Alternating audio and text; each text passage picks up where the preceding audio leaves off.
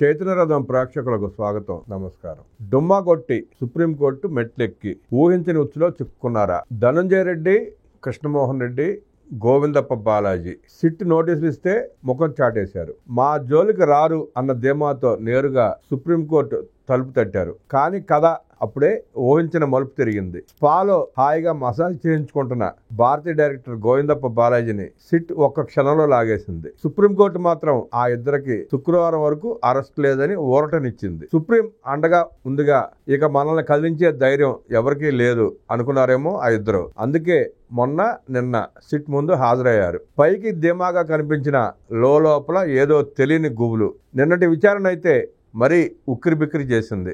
ఉదయం 11 నుంచి రాత్రి 11 వరకు ప్రశ్నల వర్షం మధ్యలో కాస్త విరామం ఇచ్చి రేపు కూడా రావాలి అని సిట్ తేల్చి చెప్పింది. ఇవాళ కూడా వచ్చారు. గుండెల్లో దడదడ ఉన్నా పైకి మాత్రం అదే దర్పం. విచారణ మొదలైందో లేదో ఢిల్లీ నుండి పిడుగులాంటి వార్త.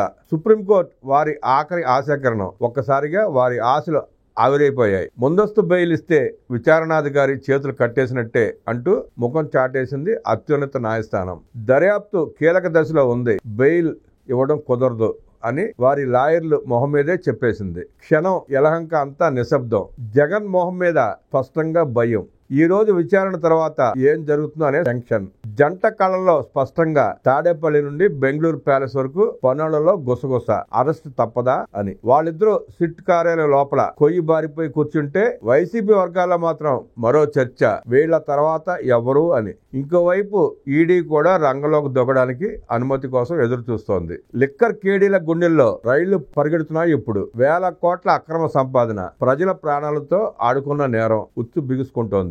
నిన్నటి విచారణ దృశ్యం. సిట్ అధికారులు ఆ ఇద్దరిని 10 గంటలకు పైగా ప్రశ్నలతో నిలదీశారు. వైసీపీ హయాంలో బెనామీల పేర్లతో జరిగిన ఆర్థిక లావాదేవీలపై ప్రశ్నల వర్షం కురిపించారు. ఇదంతా ముడుపుల సొమ్ము కాకపోతే ఇంకేంటి అని సూటిగా అడిగారు. అంతా చట్టబద్ధమైందే అయితే రికార్డులు చూపించండి అని గట్టిగా డిమాండ్ చేశారు. జగన్ రెడ్డికి అత్యంత సన్నిహితులైన వీరు మాత్రం చాలా ప్రశ్నలకు సమాధానాలు దాటవేశారట. ఇప్పుడిప్పుడే రికార్డులు ఎలా ఇస్తాం అంటూ ఎదురు తిరిగారు.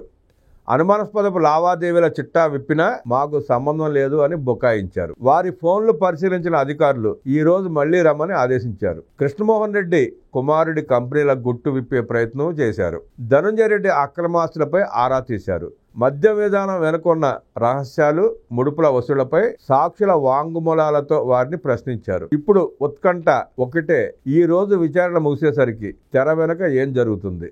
ఆ ఇద్దరు బయటికి నవ్వుతూ వస్తారా, లేక సిట్ వారిని తమ అదుపులోకి తీసుకుంటుందా వేచి చూడాలి. ఈ రోజు విచారణ జగన్ రెడ్డి గుండెల్లో రైళ్లు పరిగెడుతున్నాయనడంలో ఎలాంటి అనుమానం లేదు, సందేహం లేదు.